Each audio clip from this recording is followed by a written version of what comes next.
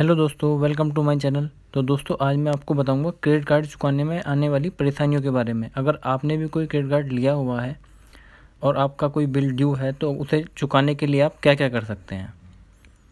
Credit card का bill समय पर न चुकाने से 3 से 4% महीने तक का ब्याज चुकाना पड़ सकता है। आप अपने क्रेडिट कार्ड बिल को EMI में कन्वर्ट करा सकते हैं। कई बार देखा जाता है कि क्रेडिट कार्ड का इस्तेमाल लापरवाही से करने पर ही आपको कर्ज के जाल में फंसा देता है। क्रेडिट कार्ड का बिल समय पर न चुकाने पर 3 से 4% महीने तक का ब्याज चुकाना पड़ सकता है। अगर इस न्यू ईयर ज़्यादा शॉपिंग करके आप भी क्रेडिट कार्ड के बिल में के जाल में फंस गए हैं तो मैं आपको बताता हूं कि उस जाल से कैसे निकलना है। तो दोस्तों अगर आप क्रेडिट कार्ड से रिलेटेड और जानकारी चाहते हैं तो उसके लिए लिंक आपको ऊपर आई बटन या नीचे डिस्क्रिप्शन में मिल जाएगा। तो मैं आपको ऐसे 5 पॉइंट बताऊँगा।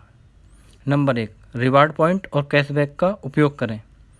यदि आपका क्रेडिट कार्ड जारी करने वाले बैंक ने अभी तक बिल जनरेट नहीं किया है, अगर बिल जनरेट नहीं किया है तो आपको अपने रिवार्ड पॉइंट को रिडीम करना चाहिए। कुछ बैंक आपको अपने रिवार्ड पॉइंट का उपयोग करके क्रेडिट कार्ड का बिल भुगतान करने की अनुमति देते हैं। यदि आपका बिल अभी तक जनरेट नहीं हुआ है और आपके पास कैशबैक पॉइंट पड़े हैं तो आप अपने क्रेडिट कार्ड का बिल का भुगतान करने के लिए इनका उपयोग कर सकते हैं। नंबर 2, क्रेडिट कार्ड के बिल को EMI में कन्वर्ट कराएं। अगर आप डिफ़ॉल्टर बन गए हैं और क्रेडिट कार्ड का बिल नहीं भर पा रहे हैं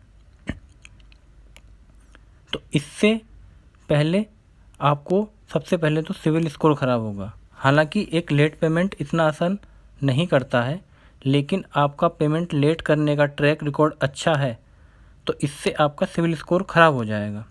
इसके लिए ज़रूरी है कि आप समय पर पेमेंट करें। आप अपने क्रेडिट कार्ड बिल को EMI में कन्वर्ट करा सकते हैं।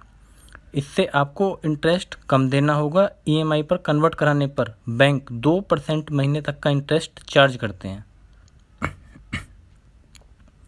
नंबर 3, कर्ज का बैलेंस दूसरे क्रेडिट कार्ड पर ट्रांसफ़र कराएं। अगर आपके पास 2 क्रेडिट कार्ड हैं तो आप एक का बैलेंस दूसरे पर ट्रांसफ़र कर सकते हैं। इसके लिए कुछ मिनिमम चार्ज देना होता है। अगर आपके पास एक से ज़्यादा क्रेडिट कार्ड हैं तो अपने क्रेडिट कार्ड का अमाउंट दूसरे पर ट्रांसफ़र कर सकते हैं। यदि आप बकाया रकम को दूसरे कार्ड पर ट्रांसफ़र करते हैं तो आपको अलग क्रेडिट पीरियड मिल जाता है। ऐसे में बिना ब्याज में इजाफा हुए आपको पेमेंट करने के लिए एक्स्ट्रा टाइम मिल जाता है। Number 4, top up loan. इसके अलावा अगर आपने होम लोन ले रखा है तो आप टॉपअप लोन लेने की सुविधा के जरिए पेमेंट कर सकते हैं। क्रेडिट कार्ड के बकाया भुगतान को चुकाने के लिए इस विकल्प को अपना सकते हैं। बता दें, होम लोन पर 10% से ज़्यादा ब्याज नहीं होता। आप उसे आसानी से पहले से चल रही किस्त में ही जुड़वा सकते हैं। इसके अलावा अगर आपने होम लोन नहीं ले रखा है तो आप पर्सनल लोन लेकर भी क्रेडिट कार्ड का बिल चुका सकते हैं। Number 5, loan against investment. अगर आपने FD, PPS, म्यूचुअल फंड में निवेश कर रखा है तो आप अपने इस इन्वेस्टमेंट के बदले भी लोन ले सकते हैं। इस तरह आपको कम ब्याज पर लोन मिल जाएगा।